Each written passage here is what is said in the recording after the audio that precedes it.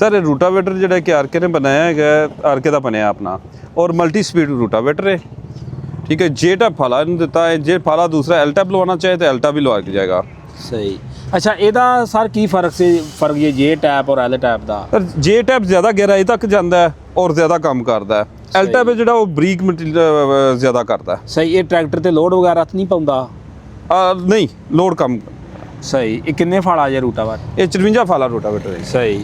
ਤੇ ਇਹਨੂੰ gear box ਕਿਹੜਾ ਇਸਤੇਮਾਲ ਕੀਤਾ ਗਿਆ ਜੇ? सर गेयर बॉक्स ਹੁੰਦਾ ਤਾਂ SGR ਦਾ ਬਣਿਆ ਹੁੰਦਾ ਮਟੀਰੀਅਲ ਦਾ, ਲੇਕਿਨ ਸਾਡਾ ਆਪਣਾ ਆਰਕੇ ਦਾ ਬਣਿਆ ਹੈ। ਸਹੀ। ਅਸੀਂ ਆਰਕੇ ਦੀ ਤਕਰੀਬਨ ਹਰ ਚੀਜ਼ ਆਪਣੀ ਬਣਦੀ ਹੈ। ਦੇਖੋ ਨਾ ਕੋਈ ਵੀ ਚੀਜ਼ ਹੈ ਉਹ ਆਰਕੇ ਦੀ ਆਪਣੀ ਹੈ, ਮਤਲਬ ਵੀ ਹਰ ਚੀਜ਼ ਇੱਥੇ ਅਸੀਂ ਅੰਦਰ ਮੈਨੂਫੈਕਚਰਿੰਗ ਕਰਨੀ ਹੈ। ਸਹੀ। ਅਗਰ ਇਹਦਾ ਗੇਅਰ ਵਗੈਰਾ ਕੋਈ ਗਰਾਰੀ ਚੇਂਜ ਕਰਨੀ ਹੋ, ਗੇੜੇ ਕੋ ਚੱਕਰ ਵਧਾਉਣੇ ਹੋਣ ਤੇ ਇਹਦੇ ਵਿੱਚ ਹੈ ਸਿਸਟਮ? ਜੀ ਹੈ, ਗਰਾਰੀ ਚ ਖੋਲੋ ਹੈ ਬੋਲਟ 'ਚ ਤੇ ਉਹਨੂੰ ਚੇਂਜ ਕਰ ਲਓ। ਸਹੀ। ਇਹਦੇ ਵਿੱਚ ਆਇਲ ਕਿੰਨਾ ਪੈਂਦਾ ਹੈ ਗੇਅਰ ਬਾਕਸ? 4 ਲੀਟਰ ਇਹ ਉੱਤੇ ਦਿੱਤਾ ਹੈ। ਸਹੀ ਸਹੀ। 4 ਲੀਟਰ ਇੱਧਰ ਹੈ, 4 ਲੀਟਰ ਇੱਧਰ ਹੈ, 1 ਲੀਟਰ ਉੱਧਰ ਹੈ।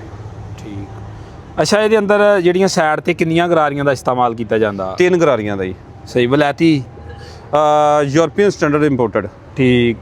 ਬਾਕੀ ਆ ਪਈਆਂ ਦੋਸਤੋ ਗਰਾਰੀਆਂ ਜੇ ਜਿਹੜੀਆਂ ਇਹਦੇ ਅੰਦਰ ਇਸਤੇਮਾਲ ਹੁੰਦੀਆਂ ਜੇ।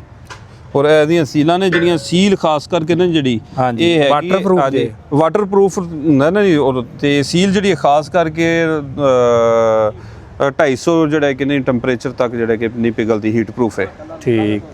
ਬਾਕੀ ਦੋਸਤੋ ਆ ਇਹਨਾਂ ਦੇ ਰਾਬਤਾ ਨੰਬਰ ਜੇ, ਕੋਈ ਜਿਹੜੇ ਦੋਸਤ ਭਰਾ ਨੇ ਕੋਈ ਬੁਕਿੰਗ ਕਰਾਉਣੀ ਹੋਵੇ, ਇਹਨਾਂ ਨਾਲ ਗੱਲਬਾਤ ਕਰਨੀ ਹੋਵੇ, ਇਨਫੋਰਮੇਸ਼ਨ ਲੈਣੀ ਹੋਵੇ, ਇਸ ਨੰਬਰ ਤੇ ਰਾਬਤਾ ਕਰਕੇ ਲੈ ਸਕਦਾ ਜੀ।